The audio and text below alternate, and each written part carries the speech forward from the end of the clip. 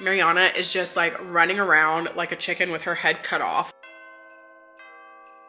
Like I'm actually a little shooketh, but not as shooketh as I could be. I have been bamboozled.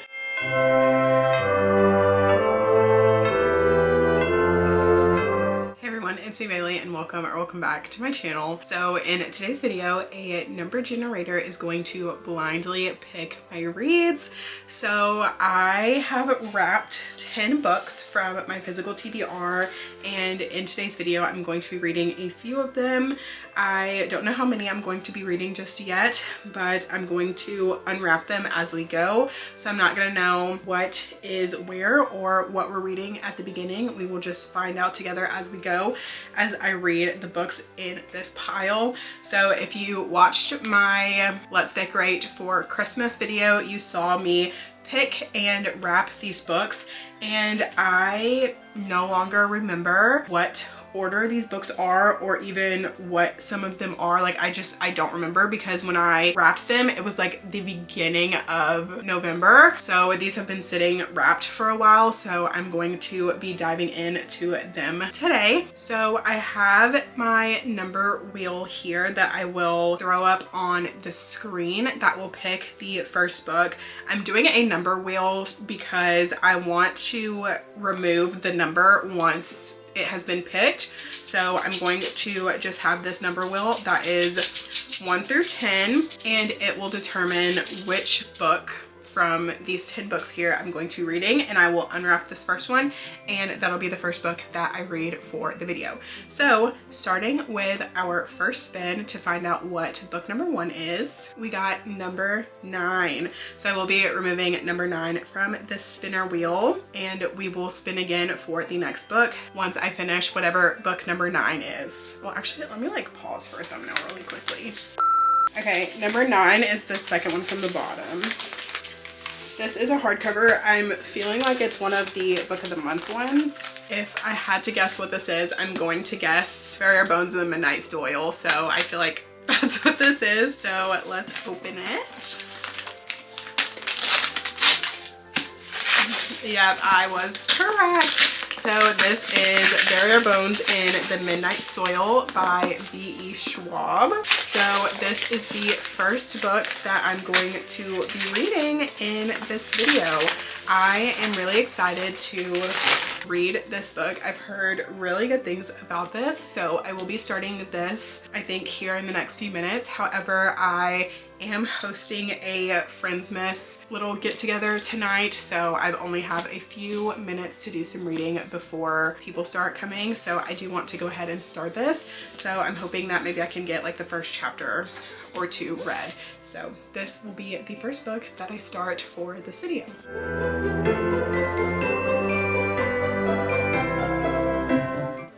To give my first update on Bury Bones in the Midnight Soil by V.E. Schwab.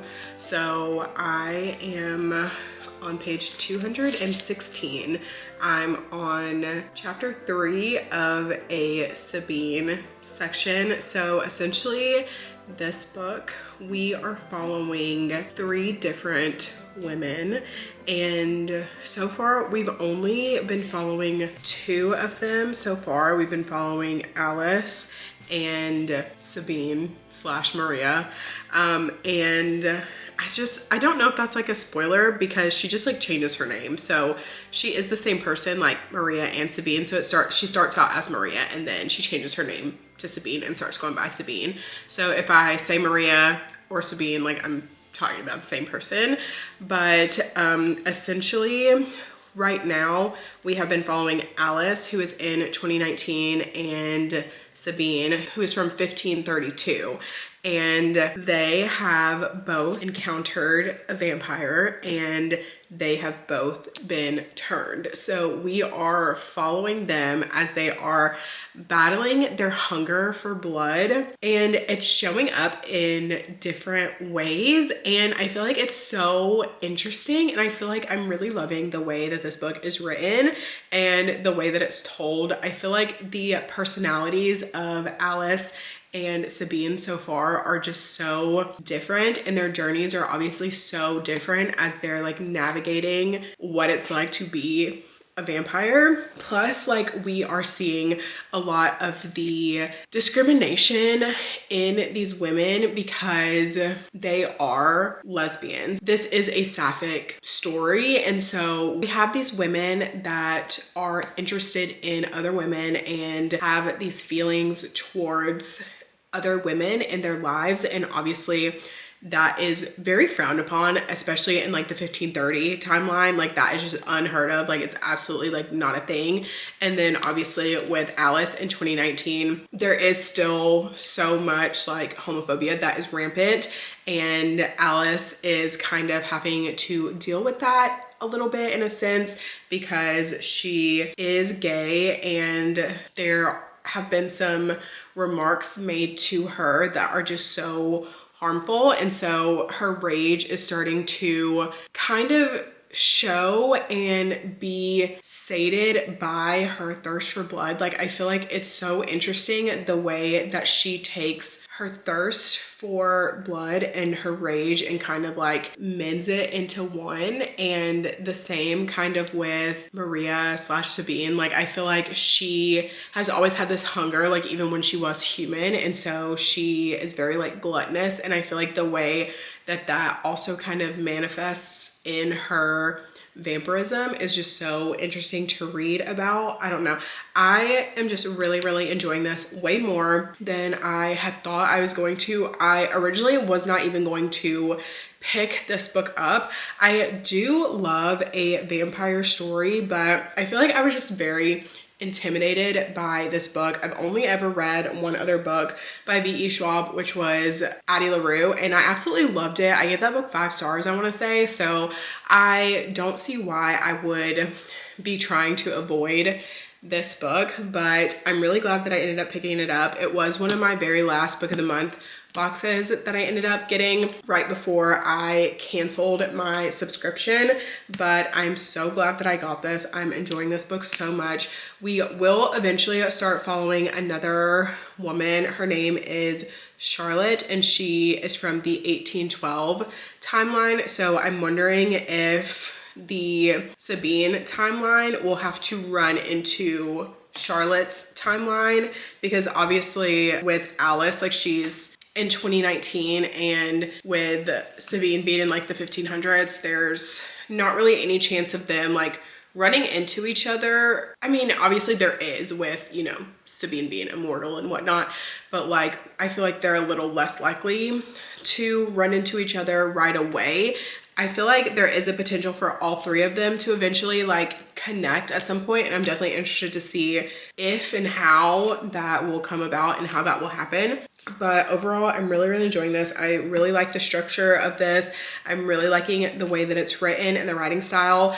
I feel like it is V.E. Schwab's very lyrical writing, and just the way that she like writes her stories, I feel like they're just so like whimsical and magical, even if they are a little bit kind of darker, because I definitely feel like this is a little bit darker. There are like some things that are happening that could be considered quite dark. I don't know. I feel like it's almost like gothic-y in a sense without being like gothic. I don't know, but I am really enjoying this, and I cannot wait to read more.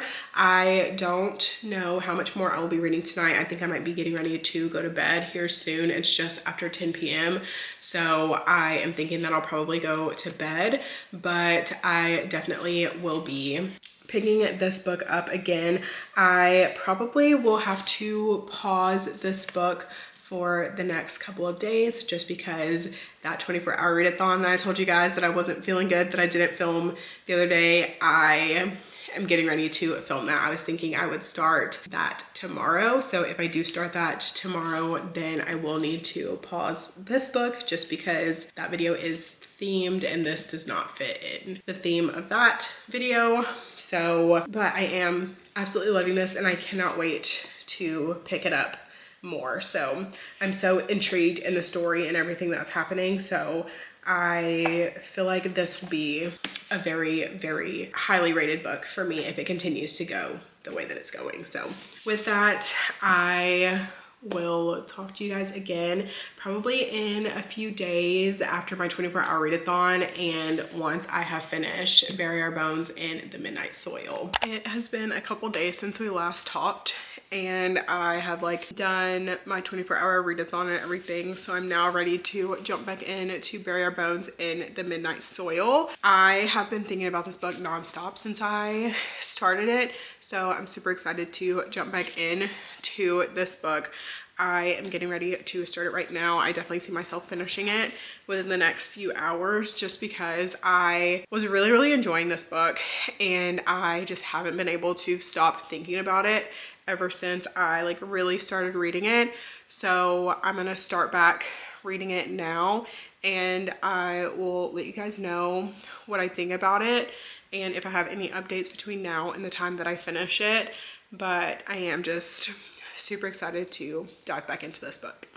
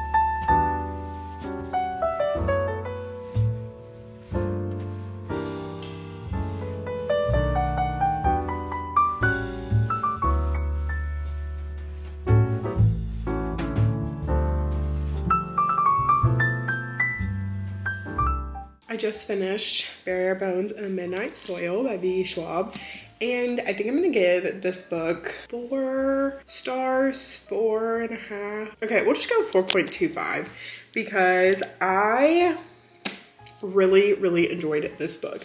This book followed 3 timelines, which usually I'm not a big fan of, but I knew that they would eventually come together in the end to form one bigger picture, and I feel like the ending wasn't exactly what I was expecting. It was a little different than I was expecting, but essentially was what I was expecting. But this was basically just a very toxic romance fantasy that had vampires, and it was sapphic and it was really good and I really enjoyed it. And the writing style was V.E. Schwab's classic writing, very lyrical, very like beautiful to read. The way that she like puts words together is just so atmospheric, and I feel like V.E. Schwab does a really, really good job of making you feel the time period without it feeling like dated or out of place. And I really like this. I feel like this is the second book. Well, this is the second book that I've read from V.E. Schwab, but this is the second book from hers that we're following characters through a large timeline of events. And I feel like I really just enjoy the way that she tells that story by just kind of really taking us along for the ride and seeing how lonely it is and seeing how hard it can be. And you're watching all of these people like go past you and they're living their lives and they're dying, and yet you're just very stagnant in a sense, and being in the characters' minds as they feel this loneliness and this want for connection and wanting to have another person, be that it may like in love, or even in, like, for example, Ida LaRue, just to have somebody remember her. I feel like those themes that V.E. Schwab writes about are just so beautifully written and just phenomenal to read about. And I just really, really enjoyed this book. And it's so crazy because I really was not even intending on picking this book up. I did not even plan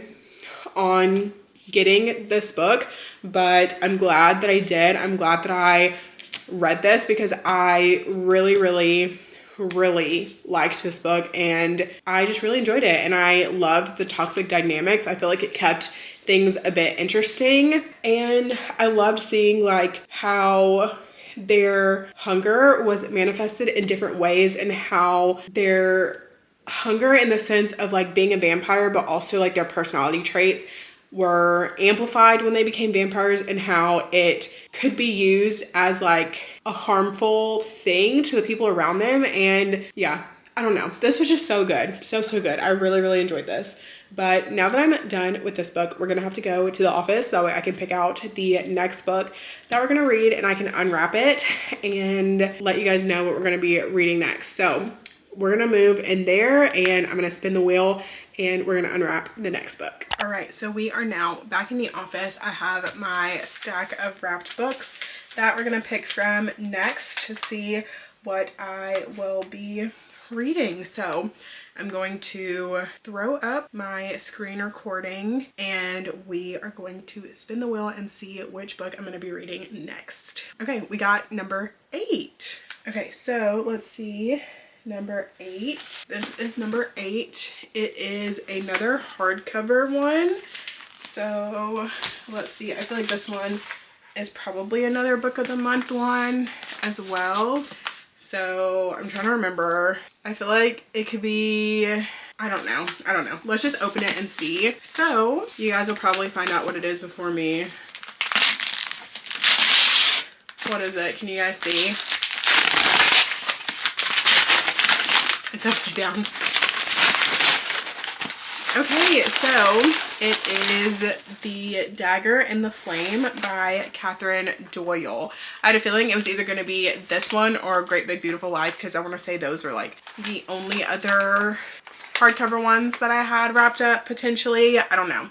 But so this is going to be the next book that I'm going to read. This is another fantasy book, and I want to say this is romantasy, and I think book 2 has come out recently. So this is the next book that I'm going to be picking up. So I will be starting this book here shortly, and I'm probably gonna go, I might sit here for a little while and start this book, but I'll probably go and get back on the couch here in a little bit and keep reading, and then I'll give you guys an update once I have some thoughts and feelings on this book. So I literally just started this book. I didn't realize it was gonna be YA, I think, when I got it from Book of the Month.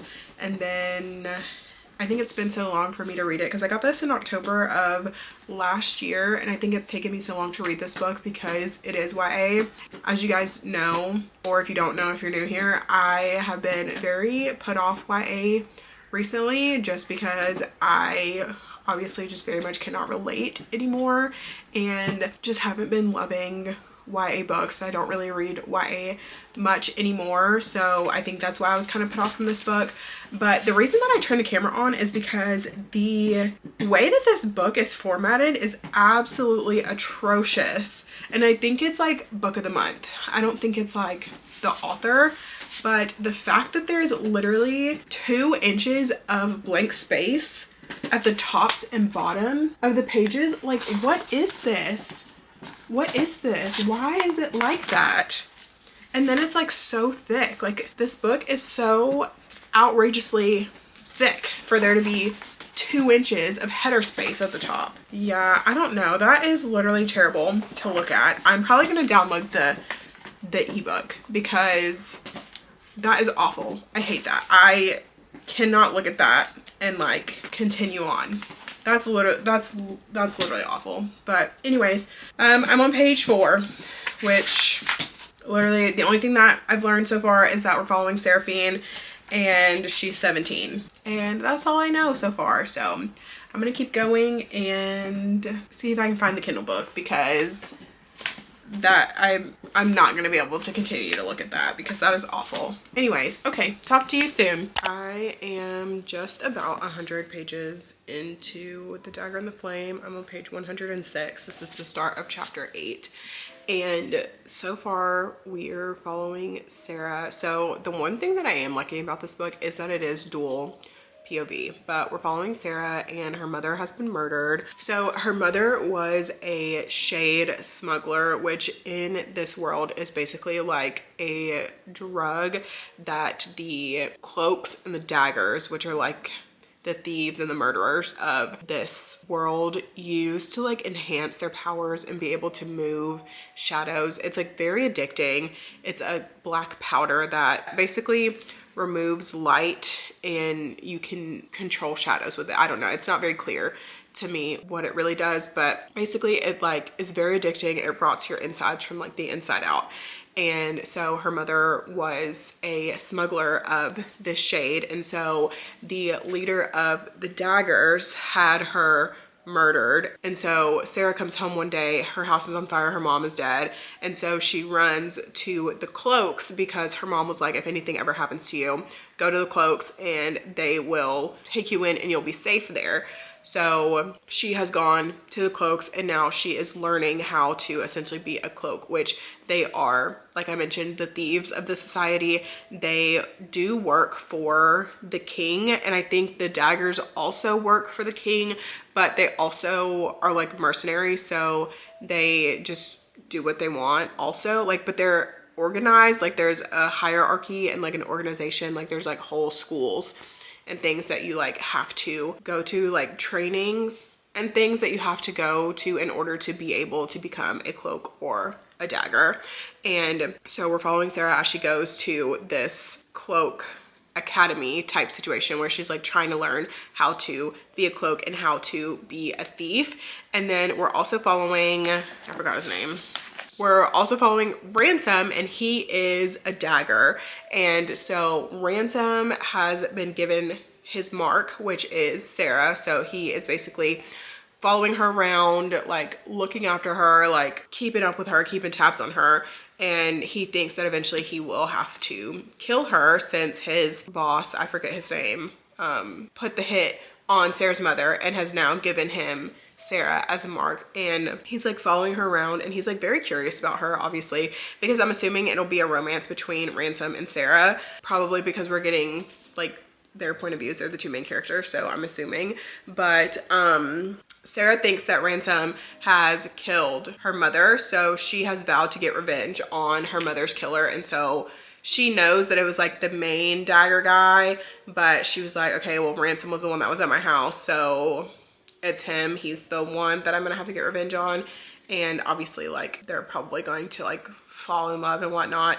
But I can't say that I'm like super interested in this book. Like it's fine. Like it's reading like a regular standard YA fantasy book. I'm not super intrigued in Sarah or Ransom. Like I really don't care. Like I don't really like the world building that we've got going on. Like it's fine, but it's very like simplistic world building with a somewhat complex world, and we're not really getting a lot of answers, which granted, I am only 100 pages in. So, I mean, obviously it could get better as it goes on, but this is a 500 and something page book. Yeah, no, it's literally 499 pages. And so I'm just like, I don't know. I think I'm gonna keep going and see if I read any more and I'm still just like not loving this book, then I might DNF it. But I don't know, I'm partially curious, but also I kind of don't care at the same time. So I don't know, we'll see. I will continue to update as I continue reading it. Hopefully it's just starting out a little slow, and hopefully I will get more into it the more that I go. But I don't know, I'm just not super interested in following 17-year-olds around as they're like learning to steal things. Like that's just not very interesting to me. So I don't know. I'm gonna keep going and I'll let you guys know what I think, if I have any other thoughts and feels and things on this book.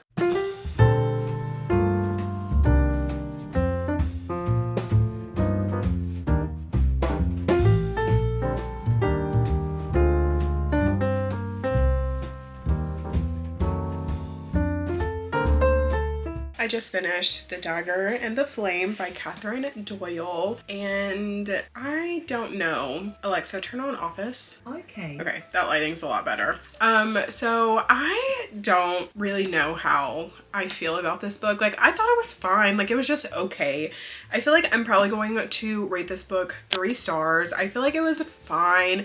YA, like fantasy. It felt very done before. I don't know, like it didn't feel like it was anything new or fresh or exciting. So I feel like 3 stars is a fine rating for this. I don't think I will continue in the series.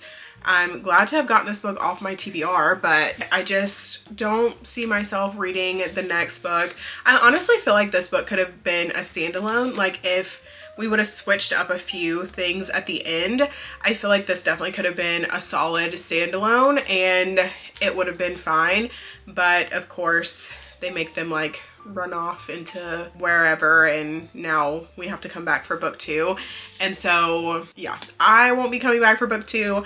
But I mean, I could see why people would like this. I feel like it was a solid YA. Like, I feel like someone who was a teenager probably would really enjoy this book, like, or even like early 20s probably, or like just anyone who's still reading YA fantasy, I feel like could like this. I just am not reading YA fantasy anymore, so just wasn't my favorite. Those are my thoughts on The Dagger and the Flame. And now that I'm done with that, we are going to move on to our next book to unwrap. So I still have my wrapped up books here next to me, and depending on what book I get next will probably depend on if I do 1 more book or 2 more books for this video. So I've got my spinner wheel and we are going to spin to see what the next book I'm gonna read. Okay, so we got number 10. Okay, so we've got, this is book number 10, as you guys can maybe see. This is book number 10, and I'm nervous about this. This is another hardcover one, so I'm a little nervous. I am gonna open it so you guys can hopefully see what it is first. If I had to guess, I'm guessing The Maidens by Alex Michaelides. What is it? Can you see it?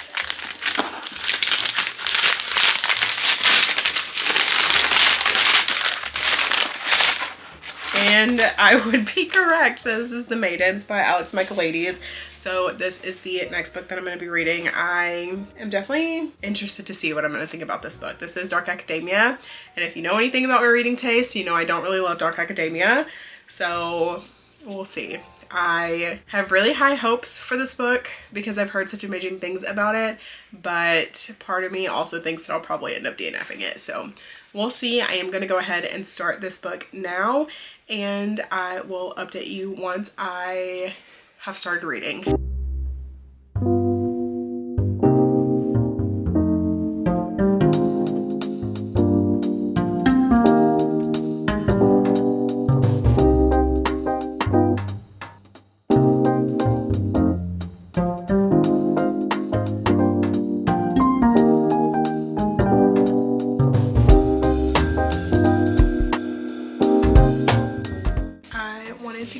First update on The Maidens. So I have been reading for a little while. I am now currently on chapter 8 of part 2. So I'm on page 118.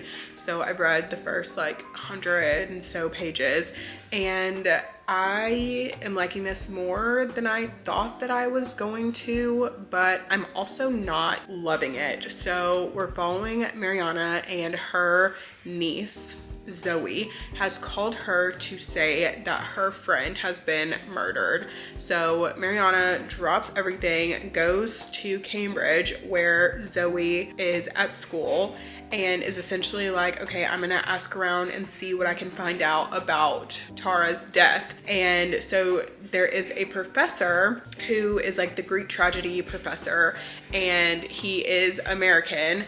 And every time she has seen him, except for like the first time, there have been these girls that are like following him around, and they're like described as like wearing like these angelic white dresses, like very pure almost. And obviously that would be like the maidens, because I know going into it that there's like the secret society of these women and whatnot.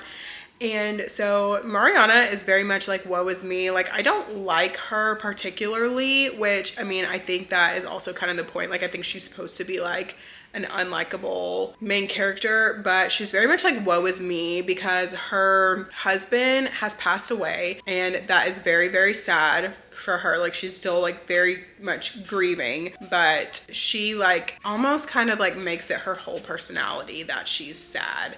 And I don't know, like the way that she's coming off is like she is relating everything back to why she feels like it's her fault that her husband died. So I don't know, she just is like, oh well, I came here because Henry would have come here, or like Zoe's my niece and like, but Henry would have done this, and like, I don't know, her grief is like almost kind of like sweltering the reader. I feel like it's like very like palpable, if you will. And so then obviously Mariana's going around like trying to figure out what's happened to Tara, and people keep leading her kind of back to Zoe, because it seems like Zoe has something to do with this secret society, or like has something to do with Tara's death. So I don't know.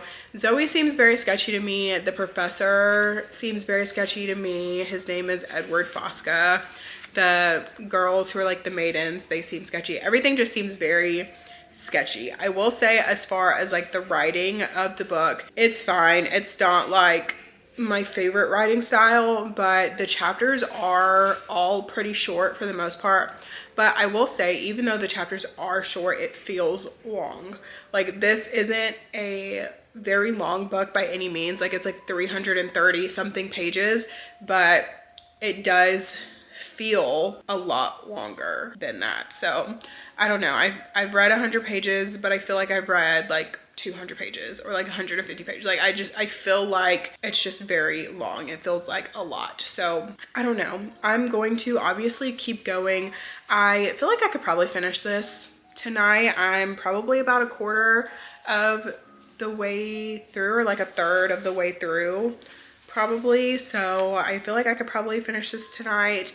It is about to be 6 p.m. so I'm gonna figure out some dinner. I have no earthly clue what I'm wanting for dinner, so I'm gonna have to figure that out. But for now, I'm gonna keep reading, and I'll update you guys again if I have any more thoughts and things. I didn't realize this was gonna be like more mystery than dark academia, but I'm not too mad about it. So I'm on chapter 10 in part 3, and I have a couple of theories.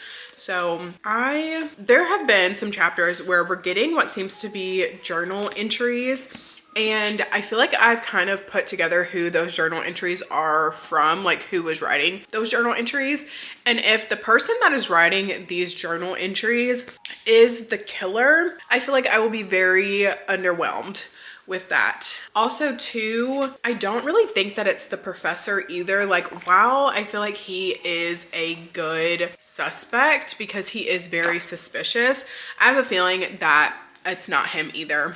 If the killer is the person that is writing these letters, I cannot say I will be rating this book very highly, because at that point, I just feel like it was so obvious. So I'm hoping that in the next like third of the book that we really get some insight on what is going on, because right now it feels like Mariana is just like running around like a chicken with her head cut off. Like, she is trying to figure out and like solve this mystery, but like it doesn't have really anything to do with her. Like, I don't know. And I don't know, she's just like not very likable to me. And then obviously too, there's something so obviously going on with Zoe, but like what? You know, so it's like we're trying to figure it out. And I feel like it's part of the like maidens thing. Like, I feel like she has more ties to the maidens than we originally know or would think. So I don't know, just something about the story just isn't clicking with me. So I'm definitely interested to know like who the killer is and like how everything connects and how the pieces go together, but I can't say that like I'm loving it. So I don't know. I'll let you guys know probably when I finish it, but I'm hoping that there's like a really, really big plot twist coming. Something that I would never see in a million years. And if that's the case, then I'll love that. Chapter 5 in part, I don't even know, part 5 or 6, I think. Part 5, chapter 5 and part 5. Why did so many, okay, I feel like I know that it's like to throw us off, but I'm like, so many of these characters have references to a farm. And so like the fact that like, oh my goodness. Okay, I was not expecting that at all. There was a word that was said that has been used by a specific character throughout this book since we have been introduced to them. And I was not expecting that. So I have been bamboozled. I'm gonna keep reading. I have like less than 30 pages left. So I'm almost done with it. And I'll let you guys know my thoughts when I'm done. But that really just bamboozled me. Like I'm actually a little shooketh, but not as shooketh as I could be. I have no clue what I want to rate this book. I have no clue what I want to rate this book. I feeling like I'm probably gonna go with a 3-star. There was a lot of things about this book that I didn't really like, but also too, I will say like the plot twist and things at the end did really shock me. Yeah, there were some things that I felt like were thrown in there at the end for the shock factor, and I feel like they did shock me, but I don't feel like the story was like set up for that. But I will say I liked the forethought of the way that Alex Michaelides wrote Theo into the story, because this story in timeline takes place before The Silent Patient. And since Theo is the main character in The Silent Patient, he is in this book, and we see where Mariana basically tells Theo like, hey, you should probably go work at this psychiatric hospital, and then he does. And then obviously then we get into The Silent Patient where we find out about the patient, and we actually see a glimpse of that at the end in the epilogue, which I feel like was very like thoughtful, and I feel like that was very intentional, and I really liked that about the story. But as far as like the actual mystery itself and like the maidens and the professor and like all of that, I didn't love that. Like I thought it was fine. I will say that I liked the twists, but other than the twist itself, I felt like the story was just very mid to me. I don't know. I feel like the writing as well was good, but my main complaint was that this book felt so long. Like while this book isn't that long, it's under 350 pages, to me it felt like it was taking me forever. The chapters were pretty short, but it felt like even though the chapters were 1 to 2 pages, it felt like each chapter was like 10 pages long. And that's just something that I wasn't really clicking with for the writing of the book. I also didn't really like Mariana either. Like she was very annoying to me. Like she just felt so self-centered, and it was just odd. I don't know, but I am glad that I've read it. It's off my TBR now. I don't know what I'm going to do with this book, if I'm going to keep it or if I decide to unhaul it. That'll be a decision for future me that I'm not going to make right now. But I am very, very happy that I was able to complete this book and get it read. I am trying to decide if I want to try and read another book in this video or not. I am a little nervous that I would get like a really chunky book.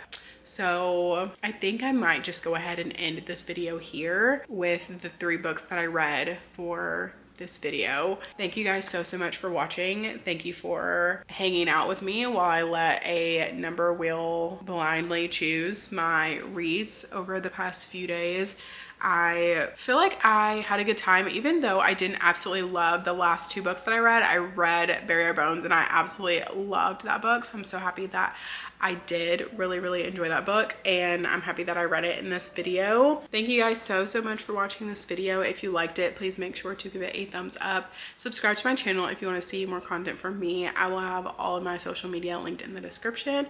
And if you have made it to this point in the video, leave the vampire emoji for for my favorite read of this video, just to let me know that you made it to the end. Thank you again so much for watching, and I'll see you guys in my next video. Bye.